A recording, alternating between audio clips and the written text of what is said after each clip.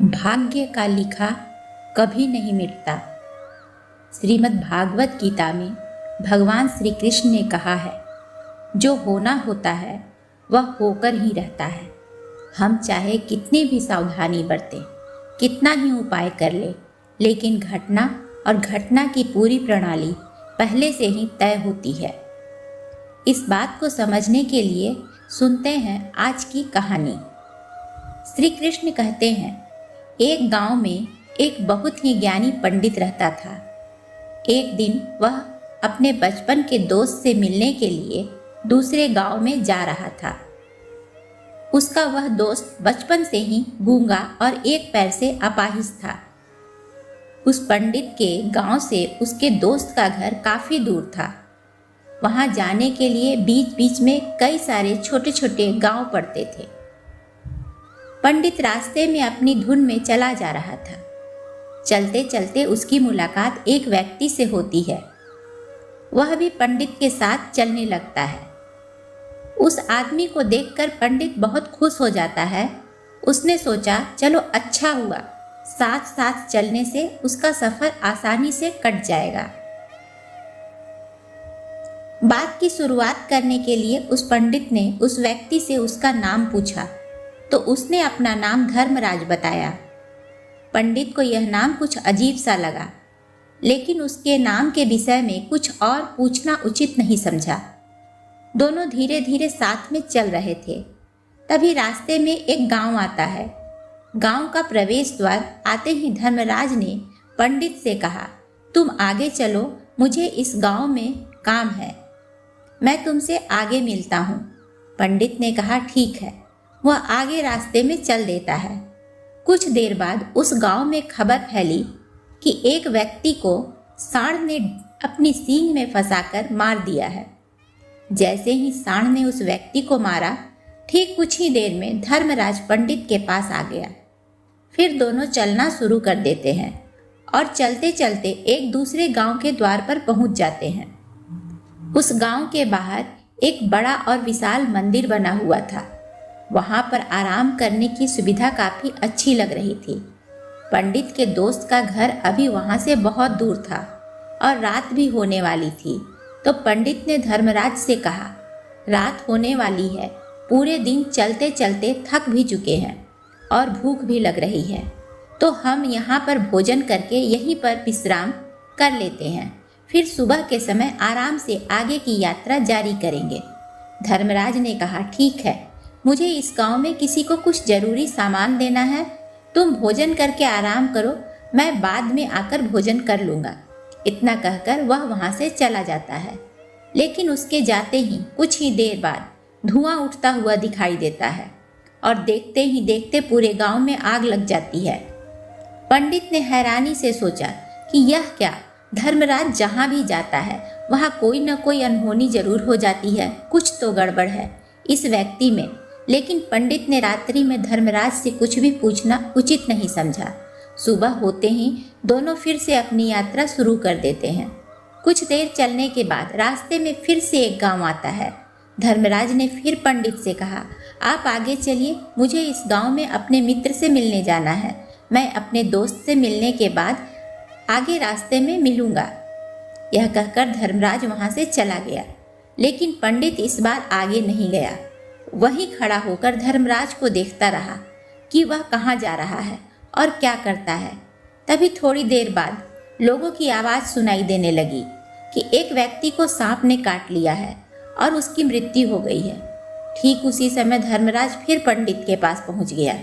लेकिन इस बार पंडित से रहा नहीं गया और उसने धर्मराज से पूछ ही लिया कि तुम जिस भी गांव में जाते हो वहाँ कोई न कोई अनहोनी जरूर हो जाती है, क्या तुम मुझे बता सकते हो ऐसा क्यों हो रहा है?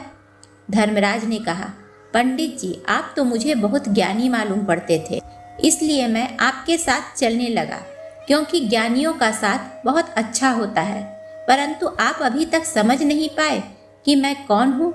पंडित ने कहा, मैं समझ गया हूँ, लेकिन कुछ शंका है। अगर आप ही अपना उपयुक्त परिचय दे दें तो मेरे लिए आसानी होगी। तब धर्मराज ने जवाब दिया कि मैं यमदूत हूँ और यमराज की आज्ञा से उन लोगों के प्राण हरण करता हूँ जिनकी उम्र पूरी हो चुकी है।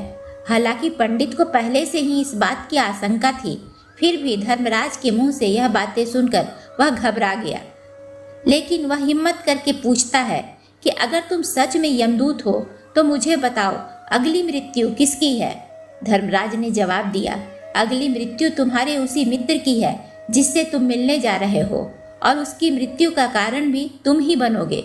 यह बात सुनकर पंडित डर गया और सोच में पड़ गया कि अगर सच में यह धर्मराज यमदूत हुआ तो उसकी बात भी सच होगी और उसके कारण मेरे बचपन के सबसे अच्छे मित्र की मृत्यु हो जाएगी। तो सबसे अच्छा तो यही होगा कि मैं अपने मित्र से मिलने ही ना जाऊं। कम से कम मैं उसकी मृत्यु का कारण तो नहीं बनूंगा। धर्मराज ने मुस्कुराते हुए कहा, तुम जो सोच रहे हो वह सब मुझे पता है, मगर तुम्हारे अपने मित्र से मिलने नहीं जाने से नियति नहीं बदल जाएगी।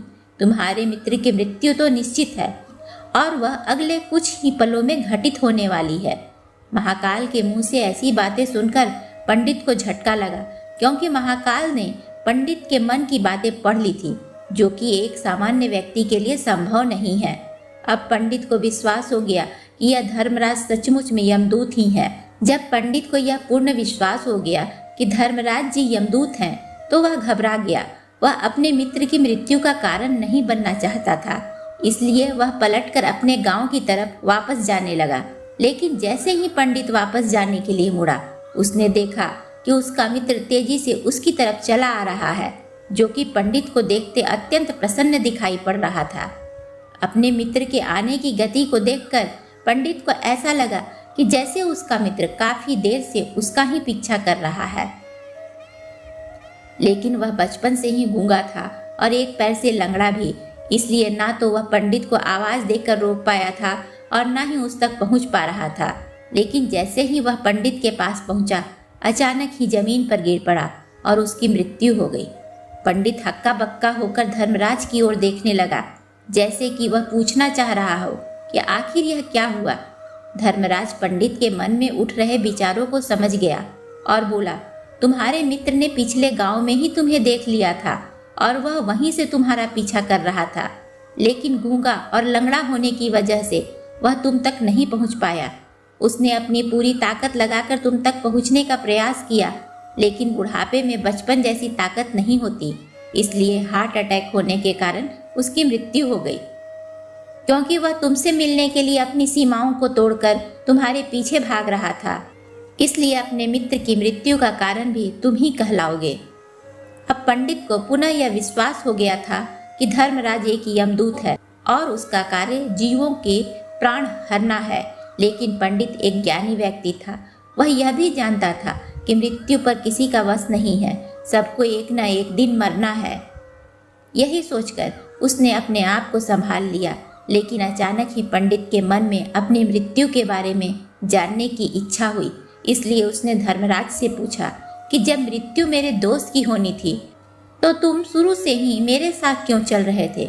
यह प्रश्न सुनकर धर्मराज जोर से हंसा और बोला, मैं तो हर पल हर क्षण सभी के साथ चलता हूँ, किंतु लोग पहचान नहीं पाते, क्योंकि लोगों के पास अपनी समस्याओं के अलावा किसी और व्यक्ति, वस्तु या घटना के बारे में सोचने समझने या उसे देखने का समय ही नहीं होता।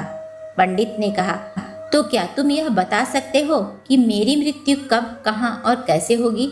महाकाल ने कहा, हालांकि किसी सामान्य जीव के लिए अपनी मृत्यु के बारे में जानना ठीक नहीं है, क्योंकि कोई भी जीव हो वह अपनी मृत्यु के बारे में जानकर बहुत दुखी हो जाता है। लेकिन तुम ज्ञानी व्यक्ति मालूम पड़ते हो और तुमने जिस तरह से अपने मित्र की मृत्यु को सहन कर लिया है, उसे देखकर लगता है कि तुम अपनी मृत्यु के बारे में जानकर भी दुखी नहीं होगे।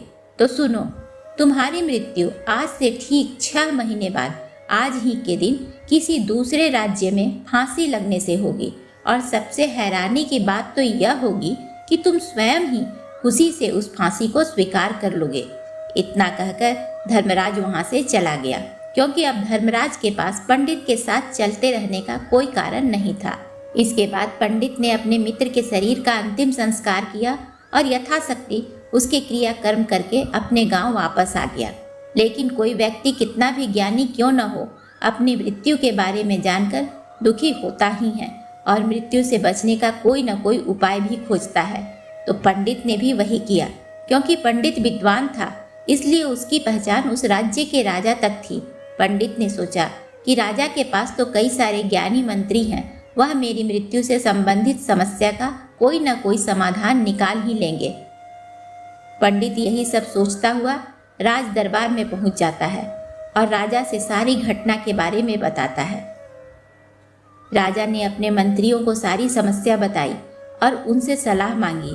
अंत में सभी ने विचार विमर्श करके कहा, अगर पंडित की बात सही है तो उसकी मृत्यु भी 6 महीने बाद ही होगी, लेकिन मृत्यु तो तब होगी जब वह किसी दूसरे राज्य में जाएगा। यदि वह किसी दूसरे राज्य में जाए ही ना तो मृत्यु ही नहीं होगी। मंत्रियों की यह सलाह राजा को भी सही लगी। इसके बाद पंडित के रहने की सारी व्यवस्था महल में कर दी गई और राजा के आदेश के बिना उस पंडित से किसी को भी नहीं मिलने दिया जाता था। लेकिन पंडित कहीं भी आ जा सकता था ताकि पंडित को यह न लगे कि वह राजा की कैद में है। परंतु पंडित डर के मारे स्वयं ही कहीं आता जाता नहीं था। धीरे धीरे महीने गुजर गए और पंडित की मृत्यु का समय नजदीक आने लगा और अंततः वह दिन भी आ गया जिस दिन पंडित की मृत्यु होनी थी। तो जिस दिन पंडित की मृत्यु होनी थी उसकी एक रात पहले पंडित डर के मारे जल्दी ही सो गया ताकि जल्दी से वह रात बीत जाए और अगला दिन आ जाए ताकि मृत्यु टल सके। परंतु पंडित को नींद में चलने की बीमारी थी और अपनी इस बीमारी के बारे में वह स्वयं भी नहीं जानता था। तो फिर राजा और मंत्री या किसी वैद्य को इसके बारे में बताने का कोई प्रश्न ही नहीं उठता था। पंडित अपनी मृत्यु को लेकर बहुत चिंतित था। वह पिछले कई दिनों से ठीक से सो भी नहीं पा रहा था और नींद में चलने की बीमारी तो तभी होती है जब व्यक्ति ठीक से सो नहीं पा रहा हो। तो उस रात भी पंडित को नींद में चलने का दौरा पड़ा। वह उठा और महल से निकलकर अस्तबल में गया। क्योंकि पंडित राजा का खास मेहमान था, इसलिए किसी भी पहरेदार ने उसे नहीं रोका और ना ही किसी तरह की कोई पूछताछ की। अस्तबल में पहुंचकर सबसे तेज चलने वाले घोड़े की पीठ पर सवार होकर नींद में ही अपने राज्य की सीमा से बाहर दूसरे पड़ोसी राज्य में चला गया। इतना ही नहीं, वह दूसरे राज्य के राजा के महल में पहुंच गया। उस महल के पहरेदार ने भी उसे नहीं रोका और ना ही कोई पूछताछ की। सभी लोग रात्रि का अंतिम पहर होने के कारण गहरी नींद में थे। वह पंडित सीधे राजा के सैन्य कक्ष में पहुंच जाता है जहां राजा और रानी सो रहे थे। वह पंडित वहीं जाकर सो गया। सुबह हुई तो राजा ने पंडित को रानी के बगल में सोया हुआ देखा तो बहुत क्रोधित हो गया। राजा ने पंडित को कैद करने का आदेश दे दिया। पंडित गिरफ्तार हो गया, लेकिन पंडित तो भौचक्का था। उसे तो कुछ समझ ही नहीं आ रहा था कि आखिर वह दूसरे राज्य में और राजा के सैन्य कक्ष में कैसे पहुंचा। लेकिन वहां उसकी यह सब सुनने वाला कोई नहीं था। राजा ने पंडित को दरबार में पेश करने का आदेश दिया। कुछ देर बाद उस पंडित को दरबार में लाया गया। पंडित को देखते ही राजा इतना आग बबूला हो गया कि उसे फांसी पर चढ़ा देने का हुक्म सुना दिया। फांसी की सजा सुनकर पंडित कांप गया, लेकिन फिर भी थोड़ी सी हिम्मत जुटाकर राजा से बोला, महाराज, मैं नहीं जानता कि मैं राजमहल तक कैसे पहुंचा। मैं यह भी नहीं जानता हूँ कि आपके सैन्य कक्ष तक मैं कैसे आया और आपके महल के किसी पहरेदार या सैनिक ने मुझे रोका क्यों नहीं। लेकिन मैं इतना जरूर जानता हूँ, आज मेरी मृत्यु होनी थी और वह होने भी जा रही है। राजा को यह बात थोड़ी अजीब लगी। उसने पंडित से पूछा, तुम्हें कैसे पता कि आज तुम्हारी मृत्यु होनी है? राजा के इस प्रश्न के जवाब में पंडित ने पिछले 6 महीने का सारा वाक्य राजा को सुना दिया और बोला, महाराज, मेरा क्या किसी भी सामान्य व्यक्ति में इतना साहस नहीं कि वह राजा के सैन्य कक्ष में राजा की उपस्थिति में रानी के साथ सो जाए। राजा को पंडित की बात में थोड़ा तर्क दिखाई पड़ा, परंतु उसने सोचा कि यह मृत्यु से बचने के लिए धर्मराज और उसके द्वारा अपनी मृत्यु की भविष्यवाणी की कहानी बना रहा है। इसलिए राजा ने पंडित से कहा, यदि तुम्हारी बात सत्य है और आज यह तुम्हारी मृत्यु का दिन है, तो जैसा कि यमदूत धर्मराज ने तुमसे कहा था, तो आज तुम्हारी मृत्यु का कारण मैं नहीं बनूंगा। लेकिन यदि तुम्हारी बात झूठ निकली तो निश्चित ही आज तुम्हारी मृत्यु का दिन होगा, क्योंकि जिस राज्य से पंडित आया था उस राज्य का राजा इस राजा का मित्र था। इसलिए इस राजा ने तुरंत अपने कुछ सैनिकों को पड़ोसी राजा के पास भेजकर पंडित की बात की सत्यता का प्रमाण मांगा। भेजे गए सैनिक शाम तक लौटे और उन्होंने राजा को बताया, महाराज, पंडित जो कुछ भी कह रहा है वह सब सत्य है। पड़ोसी राज्य के राजा ने पिछले 6 महीने से पंडित के रहने की सारी व्यवस्था अपने ही महल में कर रखी थी। पंडित राजा का खास मेहमान था। कल शाम राजा आखिरी बार पंडित से उसके कक्ष में मिले थे और उसके बाद यह इस राज्य में कैसे पहुंच गया इसकी जानकारी किसी को भी नहीं है। इसलिए उस राज्य के राजा के अनुसार पंडित को फांसी की सजा देना ठीक नहीं है। लेकिन राजा के सामने एक नई समस्या थी, क्योंकि उसने बिना पूरी बात जाने ही पंडित को फांसी की सजा सुना दी थी। इसलिए अगर पंडित को फांसी नहीं दी जाती तो राजा के वचन का अपमान हो जाएगा, लेकिन अगर राजा की बात का मान रखा जाए तो बेवजह ही एक निर्दोष व्यक्ति की मौत हो जाएगी। राजा ने अपने सभी मंत्रियों से इस बारे में सुझाव मांगा तो मंत्रियों ने राजा को सुझाव दिया, महाराज, एक कच्चे सूत के धागे से फांसी लगवा दी जाए। इससे आपके कथन का भी मान रह जाएगा और कच्चे सूत के धागे से पंडित को फांसी भी नहीं लगेगी और उसके प्राण भी बच जाएंगे। राजा को मंत्रियों का यह सुझाव पसंद आया और उसने ऐसा ही करने का आदेश दे दिया। पंडित के लिए कच्चे सूत के धागे से फांसी का फंदा बनाया गया और नियम के अनुसार पंडित को फांसी पर चढ़ाया जाने लगा। सभी लोग बहुत खुश थे कि ना तो पंडित मरेगा और ना ही राजा का वचन खाली जाएगा। पंडित को भी पूर्ण विश्वास था कि यह सूत के धागे से तो उसकी मृत्यु हो ही नहीं सकती, इसलिए सूत की फांसी पर चढ़ने के लिए तैयार हो गया। जैसा कि धर्मराज ने भविष्यवाणी की थी कि तुम खुद ही अपनी फांसी को स्वीकार करोगे। लेकिन जैसे ही पंडित को फांसी दी गई, सूत का धागा तो टूट गया, लेकिन टूटने से पहले उसने अपना काम कर दिया था। पंडित के गले की एक पतली नस सूत के धागे से झटके से कट चुकी थी और पंडित जमीन पर पड़ा तड़प रहा था। उसी पल उसके गले से खून की फुहार निकल रही थी और देखते ही देखते पंडित का सारा शरीर शांत हो गया। सभी लोग आश्चर्यचकित थे और पंडित को मरता हुआ देख रहे थे। किसी को विश्वास नहीं हो रहा था कि कच्चे सूत के धागे से भी किसी इंसान की मृत्यु हो सकती है, लेकिन घटना तो घट चुकी थी। नियति ने अपना काम कर दिया था और धर्मराज की भविष्यवाणी सच हो चुकी थी। दोस्तों, आज की कहानी से यह बात तो बिल्कुल साफ हो चुकी है कि जो भाग्य में लिखा है उसे हम थोड़ा सा भी इधर उधर नहीं कर सकते, वह होकर ही रहेगा। दोस्तों, शायद इसलिए ईश्वर ने हम साधारण इंसानों को भविष्य जानने की क्षमता नहीं दी है, ताकि हम अपने जीवन को बेहतर तरीके से जी सके। और यही बात उस पंडित पर भी लागू होती है। अगर पंडित ने धर्मराज से अपनी मृत्यु के बारे में नहीं पूछा होता तो 6 महीने तक राजा के महल में कैद रहकर डर डर कर जीने की बजाय खुशी खुशी ज़्यादा बेहतर जीवन जीता। उम्मीद करती हूँ आपको कहानी पसंद आई होगी। वीडियो अच्छी लगी तो वीडियो को लाइक करें, एक प्यारा सा कमेंट करें और बताएं आपने इस कहानी से क्या सीखा। वीडियो को शेयर करें और चैनल को सब्सक्राइब करें। धन्यवाद।